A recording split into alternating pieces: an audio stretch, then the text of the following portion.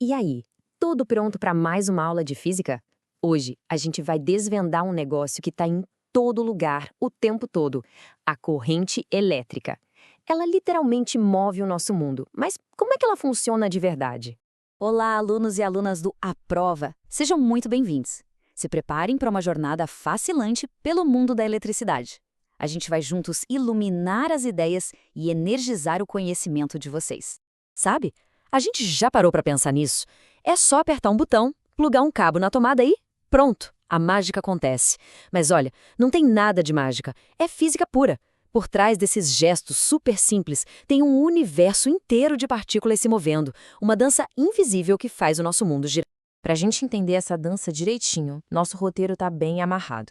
A gente começa pelo básico, o que é corrente elétrica. Depois, vamos ver os tipos de corrente, passar por uma batalha histórica que definiu como a gente recebe energia hoje e terminar vendo como tudo isso se aplica no nosso dia a dia. Vamos nessa? Ok, vamos mergulhar de cabeça nisso. Nosso primeiro passo é decodificar a essência da eletricidade. Afinal, o que é exatamente a tal da corrente elétrica? A definição é até que simples. Corrente elétrica é um movimento organizadinho de um monte de portadores de carga, geralmente elétrons, passando por um fio. Pensa num exército marchando em formação, sabe? E o que faz eles marcharem? É a diferença de potencial, que a gente conhece mais como tensão ou voltagem. Sem ela, os elétrons ficam só zanzando de forma caótica, sem direção nenhuma. Olha, a melhor analogia para isso é pensar em água e cano. Imagina que a tensão é a pressão que empurra a água pelo cano. A corrente elétrica, então, seria a quantidade de água que passa por um ponto do cano a cada segundo. Quanto mais pressão, mais água passa. Simples, né? E como é que a gente mede esse fluxo todo? Bom, a fórmula é o nosso guia. A corrente, que a gente representa pela letra I, é a quantidade de carga ΔQ que passa por um ponto num certo intervalo de tempo, ΔT. O segredo aqui é a unidade. 1 ampere, que é a medida da corrente, significa que um coulomb de carga passou por aquele ponto em 1 segundo. É basicamente a velocidade desse fluxo elétrico. Beleza, agora que a gente já entendeu o que é a corrente, vamos falar de um ponto que costuma dar um nó na cabeça de muita gente. Para que lado ela vai? E acredite, tem duas respostas para essa pergunta.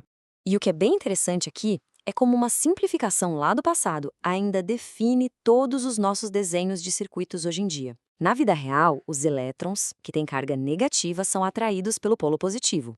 Esse é o sentido real do movimento. Mas, muito antes da gente descobrir o elétron, os cientistas combinaram que a corrente ia do positivo para o negativo, como se as cargas em movimento fossem positivas. E essa convenção pegou. Então, para resolver exercícios e analisar circuitos, a gente sempre usa o sentido convencional. Certo, já sabemos o que é e para onde vai. Mas a corrente não é uma coisa só. Existem dois tipos principais: a contínua e a alternada. Elas são como dois lados da mesma moeda, sabe? Cada uma com suas próprias características e seus usos. E essa tabela aqui ilustra perfeitamente essas diferenças. A corrente contínua, ou CC, é tipo um rio com fluxo constante, sempre indo para a mesma direção. É energia que a gente encontra em pilhas, baterias. Já a corrente alternada, ou CA, parece mais uma maré, que vai e vem, invertendo o sentido dezenas de vezes por segundo. É a energia que chega nas tomadas da nossa casa. E a grande virada de chave está na transmissão. A CA é muito, mas muito mais eficiente para viajar longas distâncias, lá da usina até a nossa casa. E essa diferença toda de eficiência não foi só um detalhe técnico, não. Ela gerou uma das maiores batalhas tecnológicas da história, uma disputa de gigantes que definiu o futuro da eletricidade no mundo inteiro. Olha só a treta. De um lado, Thomas Edison, o gênio inventor, defendendo com unhas e dentes a sua corrente contínua. Do outro, o visionário Nikola Tesla, com a corrente alternada, apoiado pelo empresário George Westinghouse. O Edison, para proteger suas patentes, chegou a fazer demonstrações públicas bem bizarras para provar que a seara é perigosa. Mas, no fim, a tecnologia falou mais alto. A iluminação da Feira de Chicago e, principalmente, a transmissão de energia das cataratas do Niágara provaram que a CA era muito superior para a distribuição em larga escala. Essa frase do Edison mostra o quanto ele subestimou o rival dele. Ele era um inventor incrível, mas não conseguiu enxergar o potencial matemático e físico da corrente alternada que o Tesla dominava. Uma verdadeira lição histórica sobre inovação, né? E qual foi a arma secreta da corrente alternada nessa guerra toda? Foi o transformador. A genialidade dele está na simplicidade. Ele consegue aumentar a tensão lá na usina para transmitir energia, o que diminui a corrente e reduz drasticamente a perda de energia nos fios. Aí, quando a energia chega perto da nossa casa, outro transformador baixa a tensão para um nível seguro. Era essa flexibilidade que a corrente contínua coitada simplesmente não tinha como oferecer. Bom, a guerra acabou, mas o legado dela está por toda parte.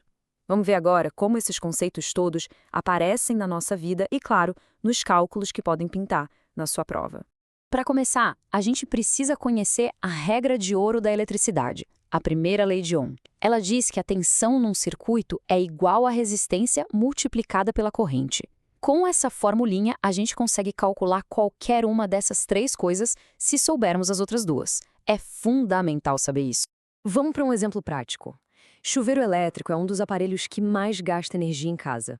Usando a fórmula de potência, que é potência igual a tensão vezes corrente, a gente consegue calcular a corrente que ele precisa. Isolando o I, é só dividir a potência pela tensão, 5.400 watts dividido por 220 volts.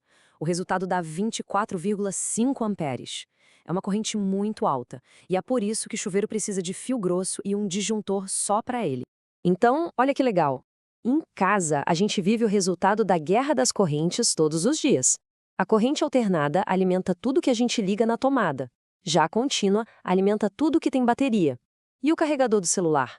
Ele é um pequeno herói anônimo, um aparelhinho que transforma a CA da parede na CC que a bateria do seu aparelho precisa para carregar. Para fechar, vamos revisar os pontos mais importantes para não esquecer. Primeiro, corrente é o fluxo organizado de cargas. Segundo, a CA ganhou a batalha por causa dos transformadores que tornaram a transmissão de energia eficiente. Terceiro, a ACC é perfeita para o mundo portátil e das baterias. E quarto, a lei de Ohm é a ferramenta essencial para a gente resolver os problemas de circuitos.